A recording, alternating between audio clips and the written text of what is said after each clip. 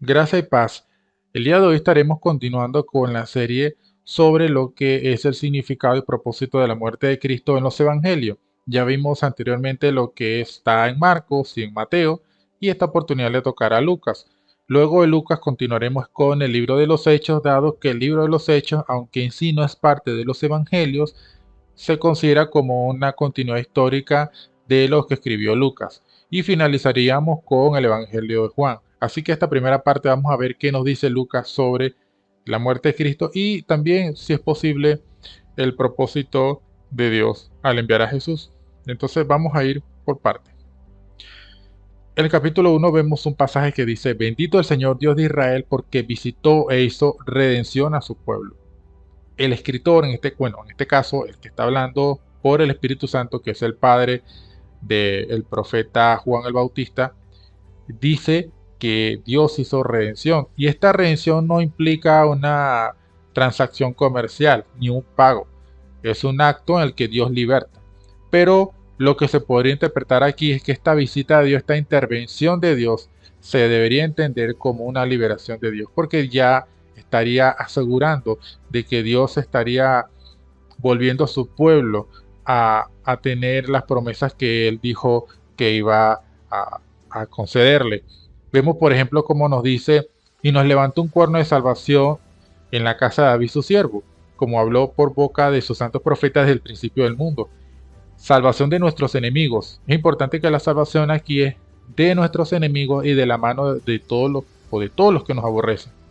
Más adelante van a ver que dice en ese pasaje de que después que Dios nos liberta de nuestros enemigos, nosotros le podemos servir.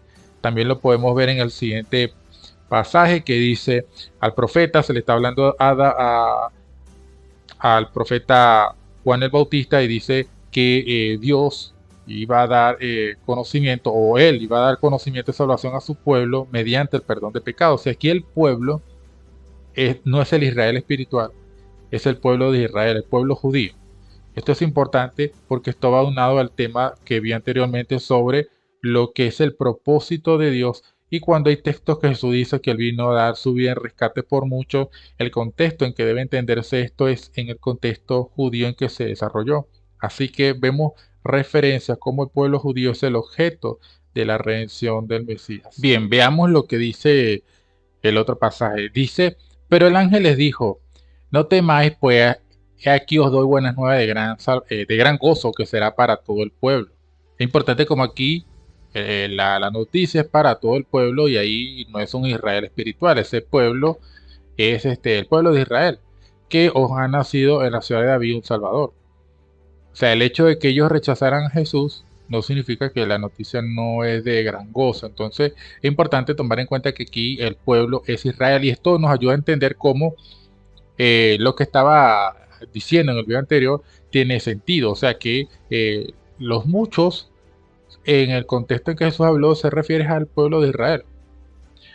Ahora bien, en ese mismo pasaje aparece un hombre que se llama Simeón, y él había recibido una revelación de que no vería muerte hasta que el Mesías fuera visto al Mesías. Y entonces aquí él cuando ve al Mesías dice, porque mis ojos han visto tu salvación, la cual preparaste en presencia de todos los pueblos, luz para revelación de los gentiles y gloria de tu pueblo Israel. Ve cómo distingue pueblo de los gentiles y hay una clara distinción que cuando se habla de pueblo en los evangelios, la referencia primaria es Israel. No un Israel espiritual, sino el Israel étnico. ¿Ok?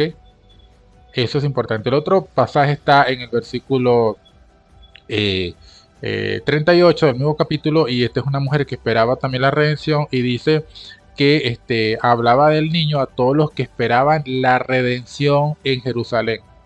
Y esta redención no implica un pago o una transacción, sino la liberación de Israel, esperando un éxodo, un nuevo éxodo a través del Mesías. Así como Moisés liberó o fue el medio de liberación, en este caso Jesús sería el medio de liberación de Jerusalén. El otro pasaje, aunque sí no habla de la cruz, es importante que nos ayude a entender la misión también de Jesús. Y esto nos ayuda también a ver cómo se ve la salvación. Jesús se cita un pasaje y se lo aplica así como habiéndolo cumplido y dice que Dios lo envió a sanar quebrantados de corazón. Esta sanidad no es física, es espiritual. Y también a pregonar libertad a los cautivos. Obviamente no es a libertar a las personas de la cárcel, porque Juan estuvo en la cárcel, sino la libertad de los poderes opresores como el diablo. Más adelante vamos a ver una referencia en eso. Y a poner libertad a los oprimidos, a predicar el año agradable del Señor. Entonces Jesús vino con ese propósito. Eso es importante. Bien, ahora vamos a pasar al otro texto.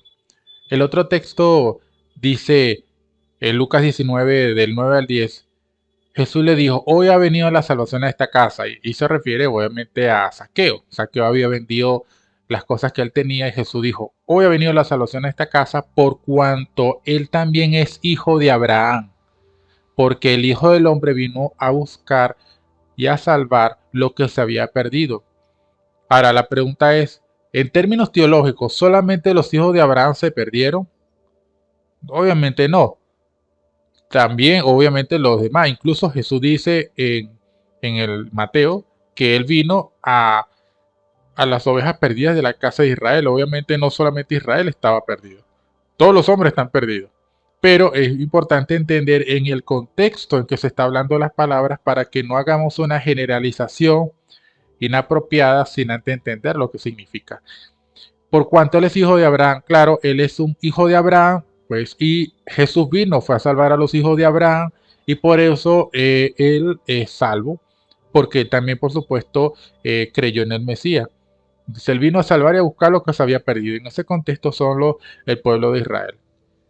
Otro pasaje lo vemos en el capítulo 21, dice, entonces verán al Hijo del Hombre que vendrá en una nube con poder y gran gloria. Cuando estas cosas comiencen a suceder, erguíos y levantad vuestras cabezas porque vuestra redención está cerca. Aquí la palabra redención eh, también debe entenderse como una liberación, el éxodo final, para entrar en la nueva creación, en la nueva tierra prometida, viene al final. Esta es una redención que todavía no ha ocurrido. Y esta redención no implica una transacción o un pago. Es importante porque siempre que vemos redención suele a veces verse el concepto del pago y no siempre se utiliza con este sentido. La idea aquí es de liberar o rescatar a personas que estaban en cierta condición de miseria, ¿no? En este caso nosotros en una condición mortal somos rescatados a la vida eterna. Y el Lucas 24:21, aquí cuando los hombres que estaban hablando con Jesús y no sabían que era Jesús, ellos estaban tristes y decían que ellos esperaban. Dicen, nosotros esperamos que Él era el que había de redimir a Israel o redimiría a Israel. Pero resulta que al final no sucedió como ellos estaban entendiendo, esperando. Entonces fíjense que la concepción aquí o la esperanza de redención es Jerusalén, Israel, su pueblo, y esas concepciones que parecen o se ven como limitadas, debe entenderse en el contexto en cómo la Biblia lo habla. Si logramos entender esto, vamos a tener una buena y sana interpretación de las Escrituras. Veamos otro texto, Lucas 24, 46 al 47. Cuando Jesús había resucitado, se le acerca a los apóstoles y le dice, así está escrito y fue necesario que el Cristo padeciese y resucitase de los muertos al tercer día y que se predicase en su nombre el arrepentimiento y perdón de pecados en todas las naciones, comenzando desde Jerusalén. O sea, aquí ya vemos cómo el propósito de Dios se va extendiendo a todas las naciones, pero comenzando desde Jerusalén. Luego vemos cómo a partir del capítulo 10 de Hechos es cuando los gentiles comienzan a entrar a la iglesia años después de haber Cristo resucitado.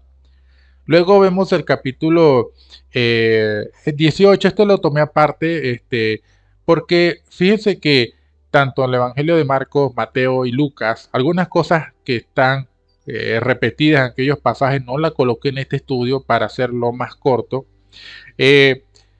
pero esto sí es común en aquellos y no lo coloqué en el estudio anterior y lo quise colocar en este. Es que se habla de Jesús y aquí Jesús anuncia su muerte por tercera vez diciendo que él sería entregado a los gentiles, será escarnecido, afrentado, escupido y después que le hayan azotado le matarán, mas al tercer día resucitará. Jesús habla de su muerte como alguien, van a tratarlo mal, obviamente, y no nos habla del concepto, y permítame que quizás que sea un poco crítico acá, y puede ser que este concepto lo vamos más adelante, pero lo que vemos aquí de los evangelios no es de una imputación o de una doble imputación. Digo esto porque suele a veces defenderse esta perspectiva, pero cuando Jesús habla de los evangelios, de sus evangelios o en los evangelios sobre esto, vemos cómo él describe la muerte como que él va a ser lastimado por otras personas.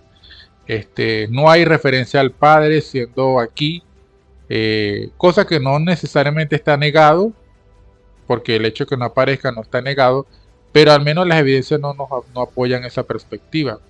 Eso es importante tomarlo en cuenta. Bien, otro pasaje para tomar en cuenta es el Lucas 13:12. Aunque nuevamente no habla de la muerte de Cristo como tal, lo anoté aquí porque nos ayuda a entender la misión de Jesús. Aquí hay una mujer que estaba enferma y él la sanó el día sábado, el día de reposo, y él le dijo: mujer, eres libre de tu enfermedad. Obviamente la enfermedad se puede ver aquí como algo que oprime o cautiva a las personas, y ella es libre de esa enfermedad. Y luego lo criticaron al Señor por hacer eso en sábado, y él les dice que ellos eran hipócritas, y cito esto que dijo Jesús. ¿Y acaso esta mujer, siendo hija de Abraham, nuevamente, igual que en el caso de Saqueo, hija de Abraham, y aquí no es hija en un sentido espiritual, hija es por ser parte del pueblo judío? Dice, siendo hija de Abraham, a quien Satanás ató hace 18 años, ¿no convenía desatarla de esta cadena en el día sábado? Entonces vemos cómo Satanás ató a esta mujer con esta enfermedad. La enfermedad es como esa cadena que la ató a ella, y resulta que Jesús la liberta del poder de Satanás. ¿Cómo?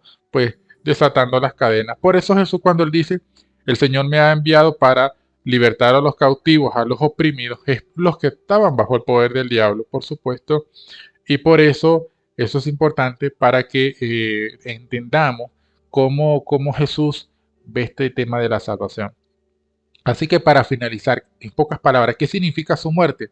Bueno, hay muy poco, digamos, que se puede decir sobre el significado de la muerte de Jesús, pero destaca su misión como la de un libertador y defensor de los necesitados. Una persona que es enviada para libertar, y quizás podríamos decir que de todas las teorías de expiación, que es un estudio aparte que está en el canal, lo que es la teoría o la idea, porque realmente no es una teoría, la idea del rescate o la idea clásica, vamos a decirlo así, quizás sí pudiese tener algún tipo de apoyo aquí, porque aquí ellos ven como una lucha entre los poderes del bien y del mal, el conflicto entre la luz y las tinieblas. Jesús es visto como aquel que con su reino viene a hacer una lucha, un conflicto contra el reino del enemigo, y él está quitándole a esos que están cautivos. Eso es importante que lo veamos. Entonces, la muerte en sí hay muy poco significado. Cuando digo muy poco significado, no hay mucha idea como para desarrollar una teoría como tal de la expiación, por decirlo de alguna manera, en este evangelio. Entonces, sin nada más que decir, Dios te bendiga, espero que sea de bendición, y si te gustó, suscríbete y dale like.